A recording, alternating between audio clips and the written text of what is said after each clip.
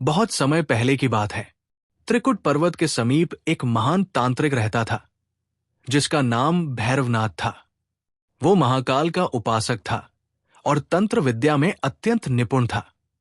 उसका उद्देश्य था शक्ति को वश में करना, भक्ति नहीं। वो दिन रात तप करता, मंत्र जपता और शक्ति की सिद्धि में लीन रहता। एक दिन उसने पर्वतों पर ध्यान करते हुए एक दिव्य कन्या को देखा। उसके मुख पर तेज था, चाल में ममता और शक्ति दोनों झलकती थी। भैरवनाथ ने उसे देखते ही जान लिया कि ये कोई साधारण स्त्री नहीं, स्वयं देवी है। परंतु उसके मन में श्रद्धा नहीं, अधिकार की भावना जाग उठी। उसने सोचा कि यदि ये देवी मुझे प्राप्त हो जाए तो मैं अमरत्व पा सकता हूं। वो उसी क्षण से देवी का पीछा करने लगा। वो देवी कोई और नहीं, स्वयं माता वैष्णो देवी थी। उन्होंने भैरवनाथ की मानसिकता को समझ लिया और शांत भाव से पर्वतों, नदियों और वनों से होते हुए आगे बढ़ने लगी। उन्होंने उसे समझाने की चेष्टा नहीं की, क्योंकि वो समझने को तैयार नहीं था।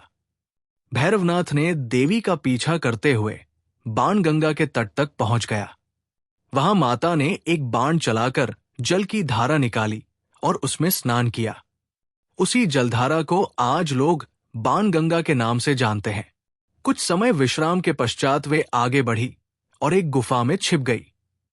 ये अर्धकुंवारी गुफा थी। माता ने वहां 9 माह तक तप किया, जैसे गर्भ में कोई शक्ति पलती है। 9 महीने तक भैरवनाथ उन्हें खोजता रहा, पर वो उस संकरी गुफा तक नहीं पहुंच पाया। एक दिन माता अर्धकुंवारी से बाहर निकली और त्रिकुट पर्वत की ऊंचाई की ओर बढ़ी। वहां उन्होंने एक और गुफा में प्रवेश किया, जहां उन्होंने अंततः ध्यान लगाया और समाधि में लीन हो गई। भैरवनाथ अब अत्यधिक क्रोधित और व्याकुल हो गया था।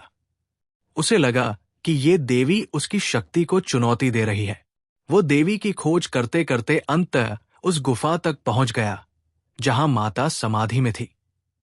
वहां पहुंचकर उसने देवी से कहा कि वे उसे स्वीकार करें, अन्यथा वो बलपूर्वक उन्हें अपने वश में कर लेगा।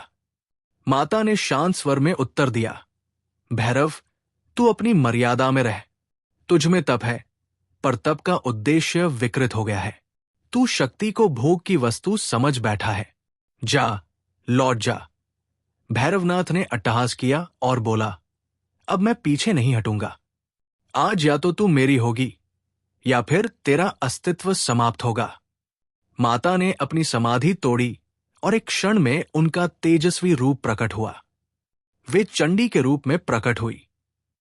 उनका रूप इतना प्रचंड था कि पर्वत कांप उठे। उन्होंने भैरव से युद्ध किया। ये युद्ध घंटों तक चला। अंत में माता ने अपने त्रिशूल से एक ही वार में भैरवनाथ का सिर धड़ से अलग कर दिया। उसका सिर गुफा से मीलों दूर जाकर गिरा, जहां आज भैरव घाटी स्थित है। जैसे ही उसका सिर गिरा, उसके मुख से निकला, हे मां, अब मुझे सच्चा ज्ञान हुआ है। आप केवल शक्ति नहीं, मां है। आपने मुझे मेरी गलती दिखाई, मुझे क्षमा करें। माता ने उसके पश्चाताप को स्वीकार किया। वे उसी स्थान पर प्रकट हुई जहां उसका सिर गिरा था और बोली, भैरव, तूने अंततः सत्य को जाना। मैं तुझे क्षमा करती हूं। आज से जो भी भक्त मेरे दर्शन को आएगा, वो तेरे मंदिर के दर्शन किए बिना यात्रा पूर्ण नहीं कर पाएगा। उस दिन से भैरव केवल एक राक्षस नहीं रहा, वो एक भक्त बन गया। उसका स्थान माता वैष्णो देवी की यात्रा का अंतिम पड़ाव बन गया। आज भी लाखों श्रद्धालु माता वैष्णो देवी के दर्शन के बाद भैरव मंदिर जाकर उनकी पूजा करते हैं। वहां जाकर वे यही प्रार्थना करते हैं कि जैसे भैरव ने अंत में सच्चाई को स्वीकार किया, वैसे ही हम भी अपने जीवन में अहंकार, मोह और वासना को त्यागें और सच्ची भक्ति के मार्ग पर चलें। भैरवनाथ की ये कथा केवल एक पराजय की कथा नहीं, ये एक आत्मा के जागरण की कथा है, जहां पाप पश्चाताप में परिवर्तित हुआ और पश्चाताप से प्राप्त हुआ उद्धार। माता ने ये सिद्ध कर दिया कि वे संहारक भी है, परंतु क्षमाशील भी है। वे केवल अपने भक्तों की रक्षा नहीं करती, बल्कि भटके हुए लोगों को भी मार्ग दिखाती है। इसलिए वे केवल देवी नहीं, मां है, सबकी मां।